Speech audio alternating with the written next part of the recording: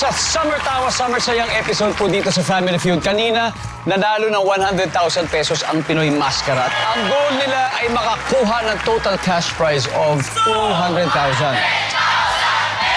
Now, manalo, matalo, sigurado may 20,000 dito sa araw na ito, ang inyong chosen charity. Jandel, ano ba ang napili nyo? Actually po, idodonate po namin sa GMA Kapuso Foundation. GMA Kapuso Foundation, nasa waiting area sa likod si Potpot at hindi niya tayo naririnig. Okay, Jandel, let's play Fast Money. Let's go! May 20 seconds on the clock. Nagulat ka nang malaman mong may tumubong blank sa kilikili ng barkada mo. Go. Pigsa. Bukod sa grades, ano ang mababasa sa report card ng estudyante? Behavior. Noong kabataan mo, ilan jowa ang kinaya mong pagsabay-sabayin? 2. Kung mananalo ka ng 50,000 sa raffle, saan mo ito gagamitin? Sa pag-aaral. Bukod sa itsura, pareho rin ang blank ng kambal. Kamay. Let's go, tingnan natin kung ilang points na nakuha mo. Nagulat ka. Bigla may tumubong pigsa sa kilikili ng barkada mo, sabi ng survey. Bukod sa grades, anong mababasa sa report card ng estudyante? Sabi mo ay conduct, behavior. Survey? Pwede. Nung kabataan mo, ilang jowa ang kinaya mong pagsabayin? 2. Survey says?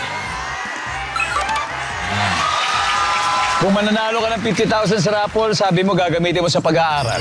Survey? Uy, bakit wala? Bukod sa itsura, pareho rin ang kamay ng kambal.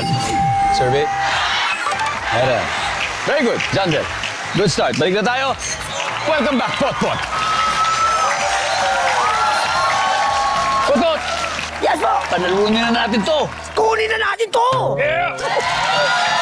Si Jandel na nakakuha ng 76. Ibig sabihin 124 pa tayo. Konti na lang. Makikita na po na manonood ngayon sa sagot ni Jandel. Give me 25 seconds on the clock. Nagulat ka nang malaman mong may tumubong blank sa kilikili ng barkada mo. Go. Bukol. Bukod sa grades, anong mababasa sa report card ng estudyante? Noong kabataan mo, ilang jowa ang kinaya mong pagsabay-sabayin? 3. Kung mananalo ka ng 50,000 sa raffle, saan mo ito gagamitin? Foundation. Bukod sa itsura, pareho ang blank ng kambal. Buhok. Let's go, we need 124 points! Let's go, let's go! Potpot, eto, nagulat ka. Biglang malaman mo may tumubong bukol sa kilikili ng barkada mo. Sabi ng survey ay... Yan. Yes! Ang top answer ay pigsa. Bukod sa grades, anong mababasa sa report card ng estudyante? Hindi na natin nabalikan. Sayang.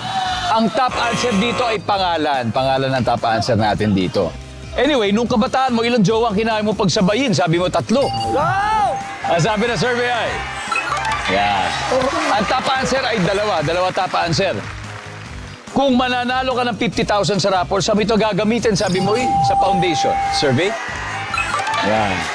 Ang top answer ay ibabayad sa utang. Pangbayad utang. Okay, okay. Bukod sa itsura, pareho rin ang buhok ng kambal. Ang sabi ng survey ay... Yan. Ang top answer ay damit.